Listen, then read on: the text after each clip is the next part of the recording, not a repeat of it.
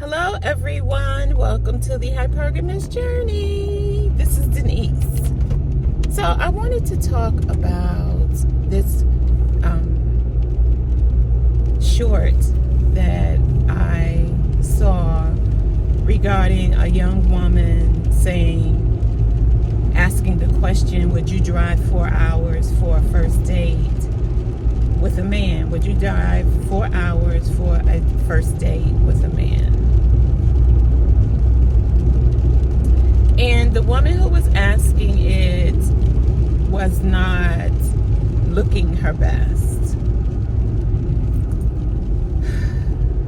She wasn't looking her best.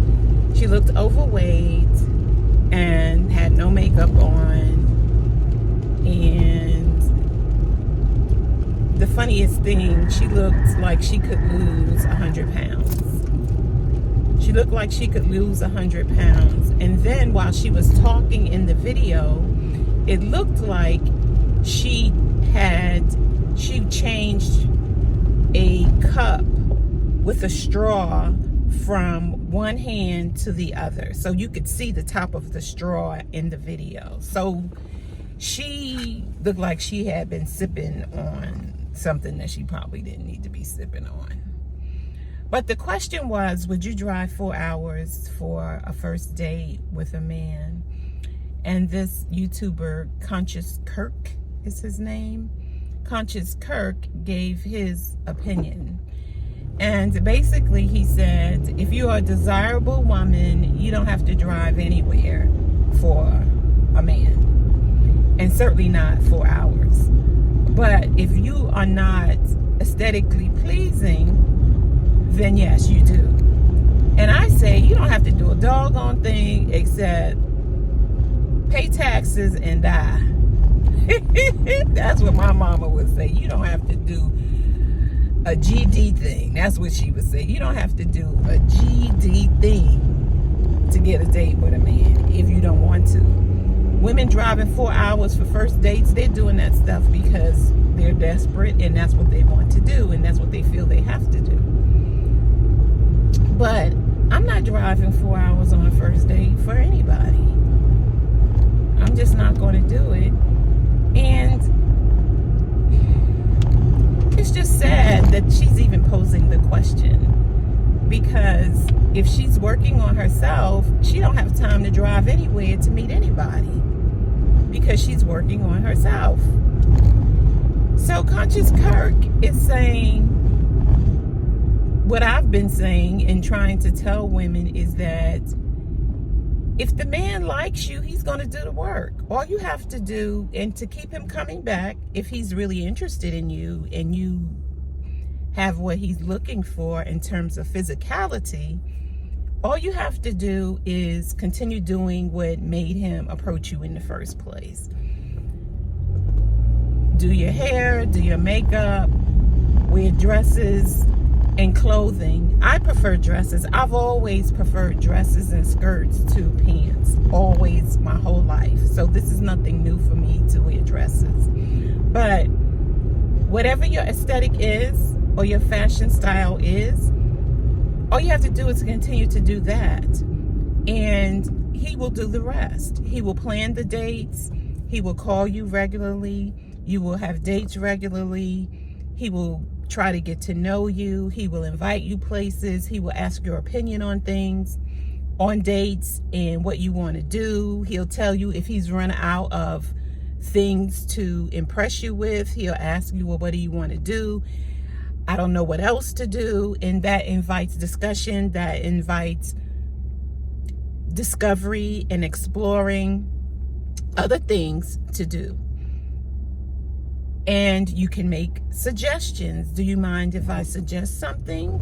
And you wait for him to respond. It will probably, yes, sure, because I've run out of things for us to do. And yeah. And so what he says is that if you are what that man is looking for physically, he's going to do all the work. And that I can attest to. If I'm not what the man is looking for physically, first of all, they usually don't even come to me if I'm not what they want physically. So if they're the type of man who likes long hair, whether it's curly, kinky curly, or straight, they're not going to come to me because I don't have that look. Whatever, skin tone, if they like them lighter or darker than me, they're not going to approach me.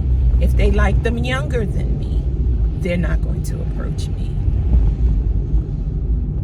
So I think I can safely say that at this point, I'm meeting men who are attracted to what they see. They are attracted to what they see. The issue that I have is my desire to be married, and they usually don't want that. And so, like I said before, I've tried it different ways where I say I'm dating intentionally for marriage. I've had it where I haven't said that up front and I disclose it later on, a few dates in. But lately, I've just been disclosing it up front. So that's what I've been doing lately, is just disclosing it up front, get it out the way. So if that's not what they're looking for, they can move on. But usually what they'll say is, well, I'm open to that as well. Because they like what I look like, because that's why they came to me. They like what I look like, and they think that if they say that, it's going to be an easy opening to me opening my legs. But they don't know that I'm a strictly keep your legs closed kind of girl, and that's what I advocate for you as well. Until, like for me, it's till marriage. For you, it might be until you get a committed relationship, because you don't mind being mated with someone rather than married to them. And mated is when you have a monogamous exclusive relationship, but there's no paperwork. So you might live together forever and ever and ever till death do you part, but there's no paper legalities around your relationship except the commitment that you make to each other. So yeah, so Conscious Kirk, I'll put the link in the description. He gave a really good breakdown on it. And from a woman's perspective, he is 100% right. The men who are just trying me and they don't want to put in the work, they just fall off anyway, because I'm not doing all the calling. I'm not chasing them. I'm not organizing the date. I'm not doing any of that kind of stuff. So usually they'll just fall off. They'll stop calling, or they'll complain to me, well, you don't call me. What else do they say? You don't call that much. Basically, I don't call them that much. That's what the complaint is. I don't call them that much. But the thing is that I respond to their calls. But if we're just trying to get to know each other, he's the pursuer. I'm not the pursuer. He's the pursuer. So the complaint that I don't call that much, I don't even respond. I just say, oh, okay. And if he's not calling to get with me and take me on a date, then he's not that interested. He's getting me confused with the women who do that. And I'm not one of them. I'm not one of those women. So, like I said, I'll put the link in the description. As a mature woman, we have to believe in our value, in our worth. And the more you value yourself, the more he's going to value you, because he is reading your energy. He's reading how you feel about yourself. He's reading all of that. And he may pull out his games and tricks like he always does with all the other women. But if he's serious about you, he will begin to read that you're not one of them, you're not easy, and that he has to put in some work. The thing is, he has to decide if he's willing to do that. He has to decide if he's willing to put in the work. And you can read that by his behavior. You know, he doesn't have to say a word. He doesn't have to say a word to you. You can read how he feels about you by his behavior, because the two will align. What he says and what he's doing will align. And if it doesn't, then you know that what he's saying isn't really how he feels about you. Don't forget, the social is July 19th at 11 o'clock. That's a Saturday at Grant Park Coffee House. The link is in the description where you can buy tickets and get more details. And I will see you in the next video. Don't forget to like, share, and subscribe to the channel. Share the video, this video or any of my other videos, with people that you think my message resonates with.